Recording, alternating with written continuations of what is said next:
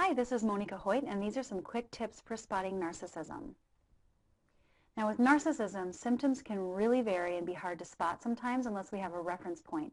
So just as an overview, the best description that I've ever heard comes from Judith Orloff, who describes narcissists as people who have a grandiose sense of self-importance and entitlement, cravings for admiration and attention, and they really see the world as reflected in their image.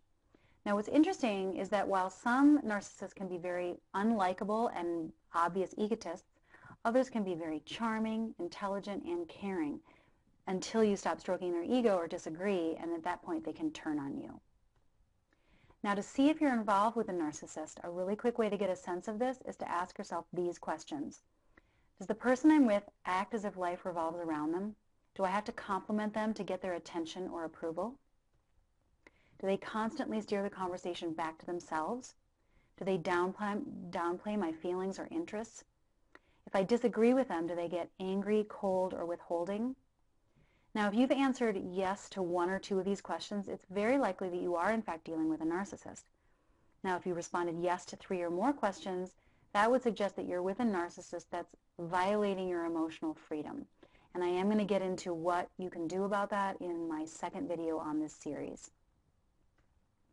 There's also a clinical definition that therapists use for diagnostic purposes.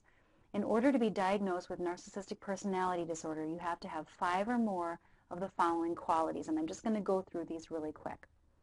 Reacting to criticism with anger, shame, or humiliation, taking advantage of others to reach their own goals, exaggerating their own importance, achievements, and talents, imagining unrealistic fantasies of success, beauty, power, intelligence, or romance, requiring constant attention and positive reinforcement from others, becoming jealous easily, lacking empathy and disregarding the feelings of others, being obsessed with self, pursuing mainly selfish goals, trouble keeping healthy relationships, becoming easily hurt and rejected, setting goals that are unrealistic, wanting the very best of everything, and appearing unemotional.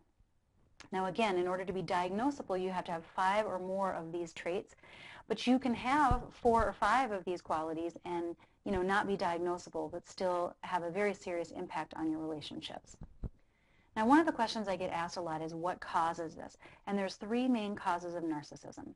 One is excessive admiration that is not balanced with realistic feedback, overindulgence and overvaluation by parents, other family members, and peers.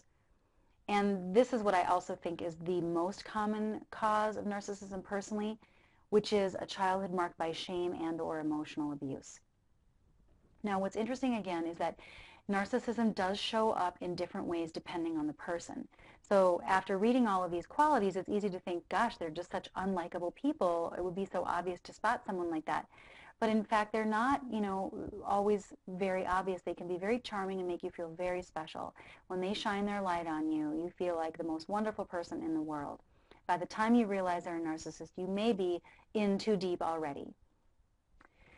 One more thing I want to mention is that there are varieties of narcissism. There's the grandiose version, the antisocial version, the amorous version, like a seductive Don Juan who needs a lot of validation from the opposite sex, the compensatory kind that is really offsetting feelings of inferiority, the elitist who really thinks they're better than everyone, the fanatic who can also be very religiously preoccupied or rigid in their thinking, and the paranoid type. So you can see they come in all kinds of varieties. And if you want to learn how to handle a narcissist, I want you to have a look at my second video on this topic where I get into specific tools and techniques that you can use to protect yourself from these qualities. Thank you so much for tuning in, and until next time.